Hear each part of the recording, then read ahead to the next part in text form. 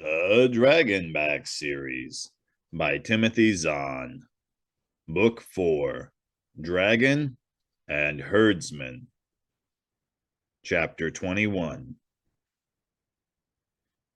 They'd been traveling for about 2 hours when they hit the edge of the bog. Hit it quite literally, in fact. Jack didn't even spot the silent, algae-covered water until he'd taken his first knee-deep step into it. "How's it look?" Jack asked as Dracos reemerged from between a pair of droopy-leaved trees, picking his way carefully across a narrow land bridge. "Like most such places," the Kadar replied. "A great deal of water, much of it nearly impossible to see until one is already in it." "Could you tell how big it is?" "I estimate it is at least a few miles across," Draco said. "It will take the rest of the morning to get around it, possibly longer." Jack chewed his lower lip, an idea beginning to play at the edge of his mind. "What if we go through it?" Dracos arched his neck. "You must be joking. Didn't you hear what I just said? Bogs and swamps, particularly unfamiliar ones, are among the worst places possible for a soldier to make a stand against an enemy." "Normally, sure," Jack agreed. "But this isn't a normal military situation. Frost wants me alive. He wouldn't dare attack around this much water, even with just tanglers. Maybe even especially with tanglers." Dracos twitched his tail. "Yet, if he should decide to take that risk, we would find ourselves with little maneuvering room." "Yes, but his men would be in the same boat," Jack pointed out. "And you Kadar seem to fight as well from trees as you do from solid ground. You'd run rings around them." Dracos twitched the end of his tail. "I still do not like it." "Neither do I," Jack conceded. "But Allison's in no shape to fight right now, and I really don't want us to have to face down Frost's men without her. Seems to me that every hour we can keep him off our backs is an extra hour for her to try and snap out of whatever's gotten its grip on her."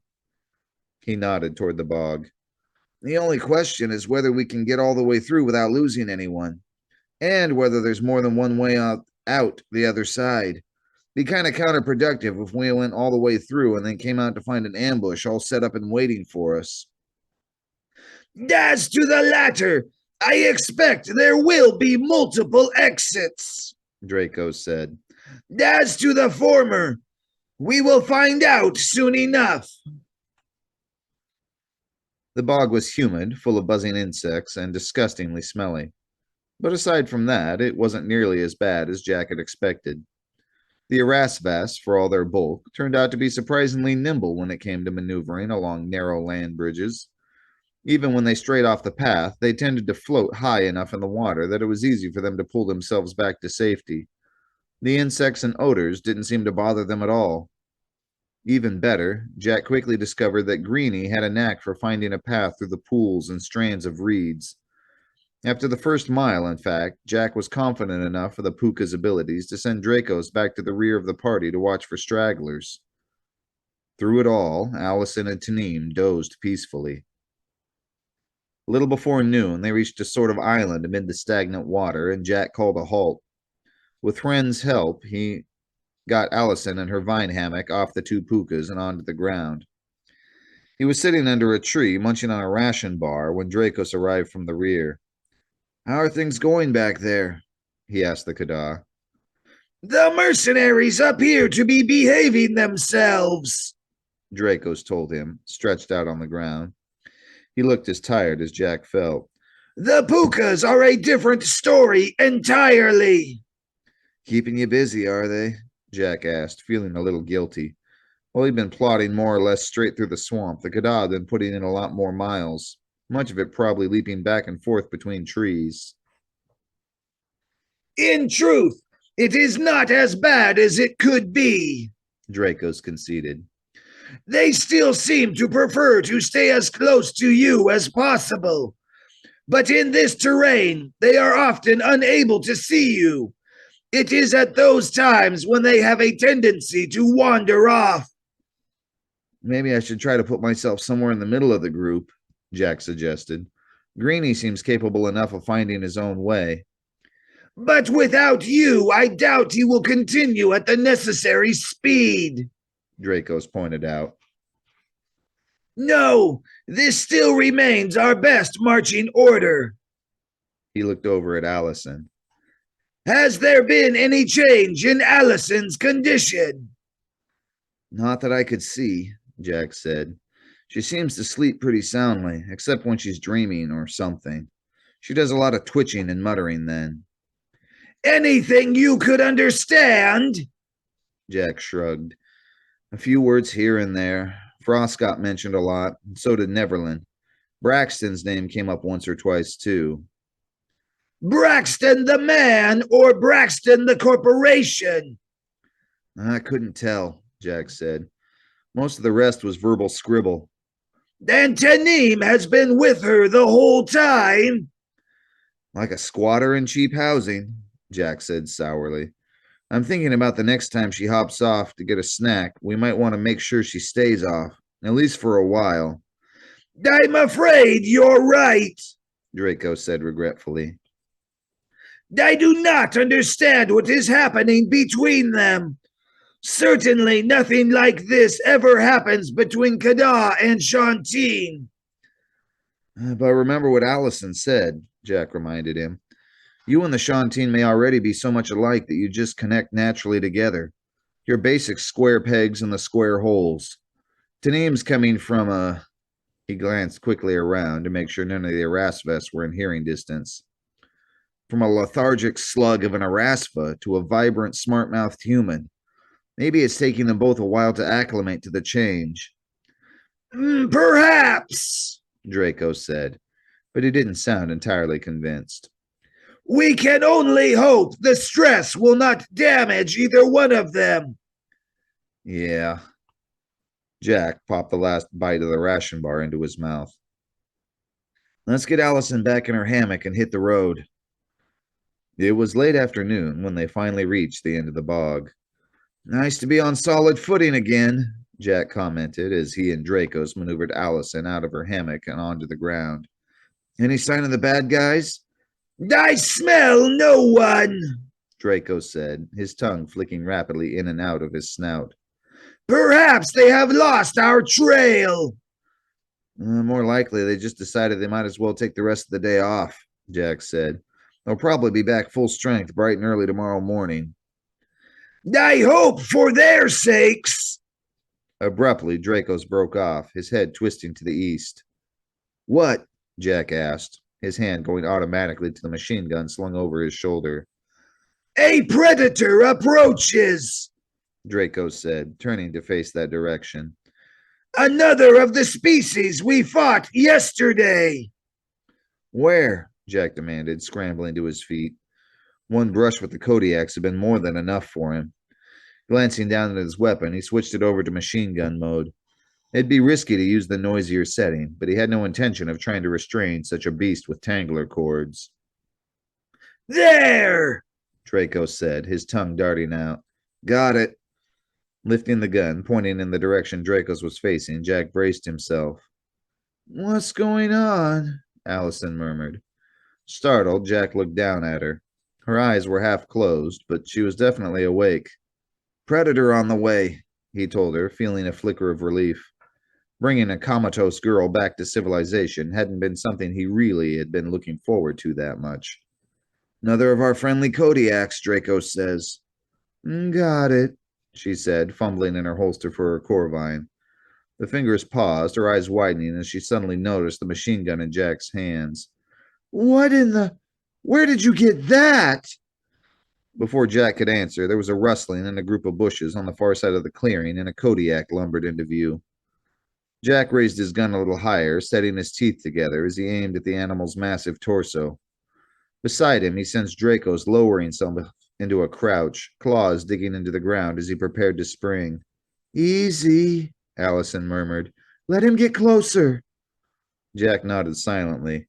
The Kodiak took a couple of steps forward, then paused, his head moving back and forth as he surveyed the silent Erasvas, the pukas frozen in place, all watching him. And then, to Jack's amazement, the beast turned and clomped back into the trees. Well, that was interesting, Allison said, pushing herself to her feet. She swayed a bit, and Jack caught her arm to steady her. I'm okay, she said as she regained her balance. What in the world did you say to him? I threatened his family, of course, Jack said, peering through the trees where the Kodiak had disappeared. There was no sign of the creature. What do you mean, what did I say? I didn't say or do anything. He nodded toward Dracos. Maybe the other Kodiak has been spreading the word about Dracos. No! Dracos said, straightening out of his crouch, his tail tip making thoughtful circles in the air. I believe he was more concerned about the Erasmus. You're kidding, Jack said, frowning at the bulky beings. They didn't look any more threatening than they usually did. Not at all, Draco said. Their odor has changed since last night. I noticed it this morning, but assumed it was due to the change in their diet. Just about the time Hren was warning Jack that the Erasmus wouldn't give up their lives easily, in fact. You think they've finally gotten roused? Something has certainly happened to them, Draco said. And many animals use scent clues to hunt. Perhaps their current odor is one which warns predators away. Actually, that makes sense, Allison murmured. They're such obvious targets, they ought to have gone the way of the dodo by now. Until something kicks in the adrenaline, Jack said. Something like the first Kodiak attack yesterday? So the first predator gets a free shot at a given group, and everyone else after that has a fight on their hands, Allison concluded. At least until the Erasmus's biochemistry switches back again. I guess this Kodiak must not have been hungry enough to risk it. Maybe, Jack said. I somehow doubt the mercs will notice the changed attitude, though. Or will care, even if they do, Allison agreed. Let me see that gun, will you? Don't worry, we dumped the tracker, Jack assured her, putting the safety back on and handing it over. Unless they got cute and threw in a backup. For a moment, she turned the weapon over her hands, poking and prying and peering at its various components. Then, with a grunt, she handed it back. It's clean. Like I already said, Jack reminded her. So what was this all-day nap of yours all about? Honestly, I have no idea, she admitted. But I do feel a whole lot better than I did yesterday. Maybe I was just tired. Join the club, Jack said with a sniff. I'm sorry, would you like to ride for a while? Allison asked sweetly, gesturing to the vine hammock at her feet. What about Tanim? Dracos asked, before Jack could come up with a suitably sarcastic answer. She's fine, Allison assured him. She's been sleeping most of the time too, I think, but she's fine. This from your vast experience with Kada? Jack put in. Allison gave him a look of strained patience, then lifted her collar an inch and peered down into her shirt. Tanim, she called. For a moment, nothing happened. Then the upper right side of Allison's shirt stirred, and the top of a dark gray Kada crest pushed up against the cloth as it transformed into a three-dimensional form. Allison opened her collar a little more, and the crest was joined by the top of Tanim's head and a single silver eye peering through the gap. Yes, a tentative voice answered. Jack felt his mouth drop open a little. Tanim was actually speaking? This is Jack, Tanim, Allison said, pointing to him. If she was surprised by the Puka's new verbal skills, she didn't show it. And this is Dracos. Do you remember them? The single visible eye swiveled to look first at Jack and then at Dracos. I think so, Tanim murmured. They're friends, Allison said, talking to the Puka as if to a young child. Do you understand? The eye swiveled to Jack, then back to Dracos. I think so, she said again. Good, Allison said. Then she broke off as the dragon crest abruptly flattened back down onto her skin. Tanim? She called. Tanim? There was no response. She's a little shy, I think, Allison said. Still, it's progress. It is indeed. Dracos agreed, his tail making slow circles again. Aren't you glad now that we saved them? Jack asked. An instant later, he wished he'd kept his mouth shut. Draco spun to face him, his crest stiff, glowing green eyes glittering unpleasantly. Sorry, Jack apologized hastily. Sorry, I didn't mean it that way. The crest relaxed a little. I know, Draco said, some of the fire going out of his eyes. Yet you are right.